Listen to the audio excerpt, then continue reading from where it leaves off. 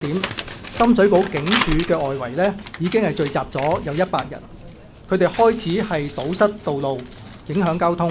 而警方呢亦都喺8時10分呢開始係勸喻市民離開。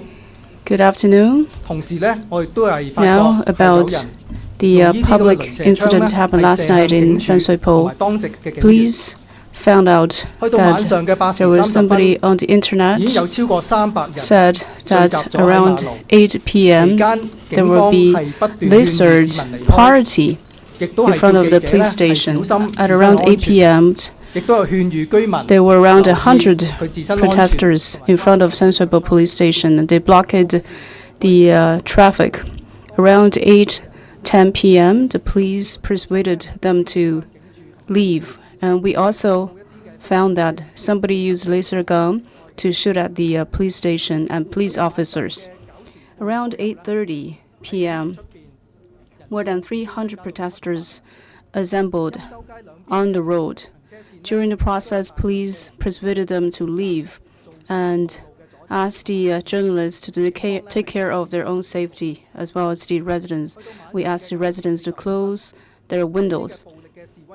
Meanwhile, police warned the protesters stop using laser guns to shoot at the police officers, and we warned the protesters, unlawful protesters, to leave. Around 9:30 p.m., around 700 gathered in front of the police station, causing traffic jam and the blockade of the entire road. So police had to issue another warning. At around 9:45 p.m., some violent protesters used metal balls to attack police officers and vandalize police stations. We've also noticed that some people were making violent attacks around the police stations, and the police raised up the warning flags. So these warnings were ineffective, and then we had to fire up tear gas to warn them to disperse the unlawful assemblers. At 10 p.m., police started to do dispersal work on Yamzhou Street. Some protesters went over to Dailam Street. They used their metal balls and laser guns to attack police. After several warnings went ineffective, we had to fire up tear gas. At 10:30 p.m., we've completed all the dispersal work. At Sansoipo Police Station, last night was the 10th time that it was attacked. In the past 3 times, violent protesters vandalized police stations and attack our police officers. Every time, we use tear gas to disperse them. You know the process of the firing of tear gas. I want to point out that we do not want to use any force, but when there's no option, we have to fire up tear gas, targeting at dispersal of violent protesters to keep safe distance so that our police officers could be safe. Before the usage of tear gas, we will give sufficient warnings. Sansoipo district is a compact residential area. We know there are many small alleys with diners and buildings, so we had no options but to use the tear gas in these alleys. On August 11th, there was a procession in Sansoipo that was a pre-organized and forecasted procession. So please inform the local residents and the small merchants. We held meetings in advance, and we told them when violent incident happened, we shall use certain force, including tear gas, so that these residents and merchants, they stayed at safe places, and the merchants closed up their stores. We used tear gas on the day, and we haven't received any complaints from the residents or merchants. In last night's incident, it was spontaneous. Some protesters went to San Shui Po to use metal balls and laser guns to violently attack police officer. The commander on site analyzed the situation and made a decision to use tear gas. It was an emergency, so we were not able to give pre-warnings to the residents. But the warnings on site were broadcasted with loudspeakers to ask the residents to stay at safe venues and to close their windows. As the commander of San Shui Po district, I fully understand that during the dispersal operation, the firing of tear gas will definitely cause inconveniences to the local residents, but I hope you could understand that we are aiming to disperse the culprits to leave the district so that the district could restore peace and order in a short period of time. In the recent days of demonstrations, our district is keeping close contact with other districts. In San Shui Po district, we have 7 to 8 stores. The merchants of the stores, they're keeping close contact with us. They clearly told us that they do not welcome these protesters come to San Shui Po to do procession and violent acts. And they requested police to sternly carry out our operations and enforce the law. Before the August 11th procession in San Shui Po, police, I've received huge amount of letters from different communities and individuals in the district. I've brought along some of the letters that I received. On these letters, it was pretty clear that the violent protesters are not welcomed in San Shui Po. I would like to read out part of the letter to you.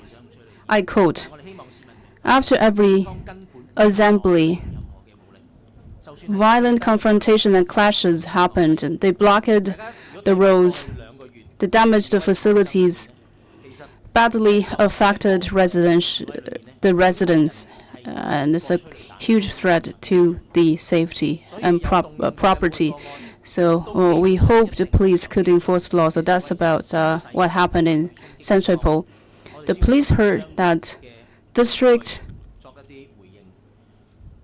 said they hope police not to use tear gas, but I want you to understand that we do not want to use tear gas, even the lowest level of force. In the past 2 months of demonstrations, in any peaceful demonstration, the police did not use any tear gas grenade. When tear gas grenade is fired, the prerequisite is that the violent protesters exercise the relevant level of violence. We absolutely do not want to bring any disturbance to the peaceful districts. So I appeal to the protesters, do not use any pretext of peaceful demonstration and conduct violent acts.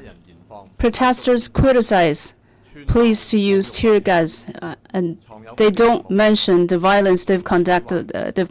That's not a rational thing to do. About the numbers. Yesterday's arrest numbers. 18th of August, we've arrested 17 people aged between 15 to 61 years old, 15 males and 2 females, charging with unlawful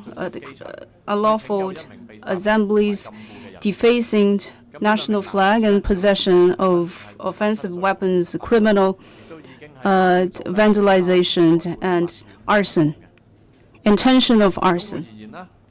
On 15th of August, today, 2 suspects of International Airport unlawful protesters were arrested. These 2 suspects used violent ways to blockade police to enter the airport to rescue the 2 detained persons. And the 2 persons are 27 and 28 years old, respectively. From June 9th to yesterday, the police arrested 748 persons in total, and 115 were planned to stand court. And yesterday to today, we've used 15 tear gas grenades and 1 rubber bullet. Police were not injured from yesterday to today. From yesterday to today, from June 9th to today, 177 police officers sustained injury. We still have some officers hospitalized, especially one who was hit by a petrol bomb in Tsimsha police station. So this police officers sustained injury, including left foot. 10% of his foot has the second level of burning. Right foot, 1 degree of burning, and the 2 hands sustained injury as well. And we've noticed that somebody said this police officer, even though hit by petrol bomb, did not sustain injury. They said the police told a lie. I would like to say this person is making a rumor. What is the motive behind this rumor? From June 9th to yesterday, our police stations were helmed 76 times and vandalized. And this prevented our residents to receive emergency rescue and police services. And these circling and cornering pose huge threat to police officers' safety. In recent days, there were many rumors on the internet. They said on August 13th, 1 police was kicked many times by protesters, and his baton, and the was grabbed by the protesters. But this rumor said the police officer was actually harassing a female. So let us look at this footage to see what happened. 而過程裏邊呢，係撞到一名嘅女士，當時呢，佢跌低咗，而我哋嘅同事呢，亦都有少少失去平衡嘅。而喺片段呢，大家亦都清楚咁見到，當時我哋同事呢，係將佢本來喺右手，即係佢嘅強手嘅警棍，就轉咗去佢嘅弱手，即係左手嗰度。明顯係當時我哋同事係冇攻擊呢個女士嘅意圖。